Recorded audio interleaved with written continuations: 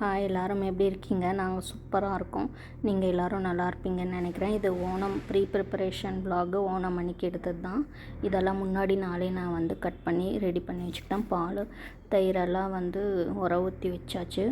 தேங்காயெலாம் அரைச்சி ஃப்ரிட்ஜில் வச்சாச்சு. இது அன்றைக்கி காலையில் எழுந்திரிச்சி வாழைக்காய், சேனக்கிழங்கு, பீட்ரூட் எல்லாம் நறுக்கி வச்சுட்டேன். அதுக்கப்புறம் டிஃபன் பாக்ஸில் வந்து இந்த மாதிரி பருப்புக்கெல்லாம் ரசத்துக்கு, கூட்டுக்கு எல்லாத்துக்கும் அளந்து ரெடி பண்ணி வச்சுக்கிட்டோன்னா நம்மளுக்கு ஈஸியாக இருக்கும்.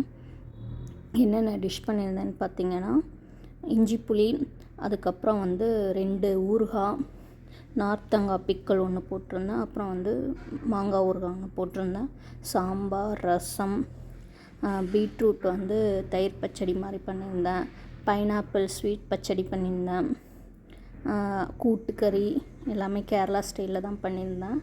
அதுக்கப்புறம் வந்து அவியல், பைனாப்பிள் புளிசேரி, அப்புறம் ரா பப்பாயாவை வச்சு ஒரு தோரன் மாதிரி பண்ணியிருந்தேன். நிறைய பண்ணியிருந்தேன். ஆனால் வந்து கடைசியில் மண்டை மேலே இருக்கிற கொண்டையை மறந்துட்டே அப்படிங்கிற மாதிரி எல்லாத்துக்கும் உப்பு போட மறந்துட்டேன். இஞ்சி புளிக்கெல்லாம் முதல் நாளே பண்ணி வச்சுருந்தேன், அதுக்கெல்லாம் போட்டுட்டேன். சாம்பார், ரசம், அவியலுக்கெல்லாம் நான் வந்து உப்பு போட மறந்துட்டேன். ஓலன் இதுக்கெல்லாம் உப்பு போட மறந்துட்டேன். பாக்கி எல்லாமே ஓகேவாக தான் இருந்தது. டிஃபன் பாக்ஸில் வச்சு நம்ம ஊற வச்சிட்டோன்னா 2 சின்ன குக்கராக இருக்கிறதுனால 2 ஐட்டத்தையும் வந்து இந்த மாதிரி மூடி வச்சு ஒரே சமயத்தில் வேக வச்சு எடுத்து வச்சிடலாம்.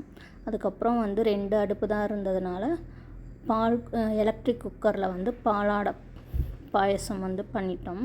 1/2 லிட்டர் பால் காய்ச்சி இந்த இன்ஸ்டன்ட் பாயசம் ப்ரீமிக்ஸை வச்சு பால் பாயசம் மாதிரி பண்ணிட்டேன். இங்கே பாருங்கள், இப்படி தான் வந்து நான் பரிமாறியிருக்கேன். சண்டேங்கிறதுனால இவரும் கொஞ்சம் ஹெல்ப் பண்ணார். அதனால் வந்து இவ்வளோ ஐட்டமும் பண்ண முடிஞ்சது. எப்படி இருக்குன்னு பார்த்துட்டு சொல்லுங்கள். தேங்க்ஸ் ஃபார் வாட்சிங்.